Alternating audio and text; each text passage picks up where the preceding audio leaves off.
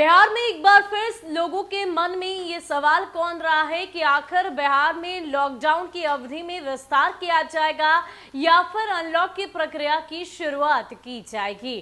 क्या बिहार महाराष्ट्र जैसे राज्यों के पदचिन्हों पर आगे बढ़ेगा या दिल्ली में जैसे अनलॉक की प्रक्रिया की शुरुआत अब की जा रही है वैसी ही बिहार में होगा। और ये सवाल उठने भी लाजमी हैं और लोगों के मन में ये बात भी है कि अब अनलॉक की प्रक्रिया की तरफ ही बिहार को बढ़ाया जाए। वो इसलिए क्योंकि जिस तरीके से संक्रमण दर में गिरावट दर्ज की गई है, साथ ही साथ मृत्यु दर भी कम हो गए हैं। ऐसे में जाहिर सी बात है लोग अब नुकसान झेलने को तैयार नहीं और अनलॉक की प्रक्रिया की ओर बिहार को बढ़ने देना चाहते हैं। हालांकि सरकार की तरफ से अभी इसको लेकर किसी भी तरह की चर्चा तो नहीं की गई है, क्योंकि अभी लॉकडाउन खत्म होने में 3 दिन हैं। ऐसे में सवाल उठने लाजमी है। संक्रमण दर घट गया है, व्यापारी वर्ग को काफी ज्यादा नुकसान झेलना पड़ा है और ऐसे में सभी के मन में यही इच्छा है कि अब बिहार में अनलॉक की प्रक्रिया शुरू की जाए।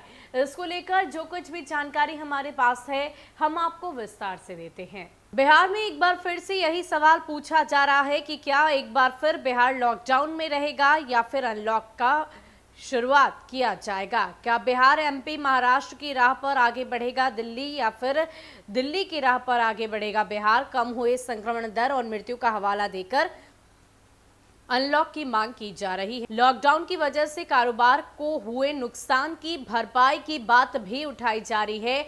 कुछ लोग लॉकडाउन विस्तार करने की स्थिति में परिवहन भी छूट, दुकान खोलने के समय को बढ़ाने और स्कूलों को फिर से खोलने की मांग उठाने लगे हैं। वैसे अनलॉक या लॉकडाउन का विस्तार करना निहायत ही स्थानीय कारकों पर निर्भर करता है। ऐसे में सरकार एक बार फिर सभी जिलाधिकारियों की रिपोर्ट और आपदा प्रबंधन समूह की बैठक के आधार पर यह फैसला करेगी कि उसे किस दिशा में आगे बढ़ना है। सीएम नीतीश के ट्विटर पर सबकी नजर टिकी हुई है। आइए जानते हैं कि इस बारे में कुछ लोगों का क्या कहना है। साफ तौर पर व्यवसायी वर्ग की बात करें तो उन्हें काफी ज्यादा नुकसान हुआ है। बच्चों की बात करें तो बच्चों की तरफ से इस बात की नाराजगी जाहिर की जा रही है कि उनका भविष्य अधर में पड़ गया है। स्कूल, कॉलेज, कोचिंग सब कुछ बंद होने की वजह से वो किसी भी तरीके से अपनी पढ़ाई ऑनलाइन माध्यम के अलावा नहीं कर पा रहे और इससे उन्हें कई सारी दिक्कतों का सामना करना पड़ रहा है।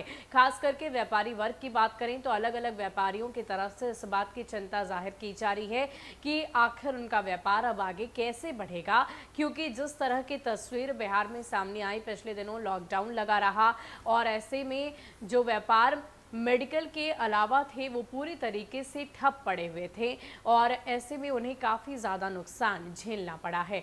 साथ ही साथ अगर हम आगे बात करें अन्य वर्गों की, अन्य क्षेत्रों की, तो उनमें भी कम नुकसान नहीं हुआ और ऐसे में अनलॉक की प्रक्रिया की शुरुआत करने की बात लगातार कही जा रही है।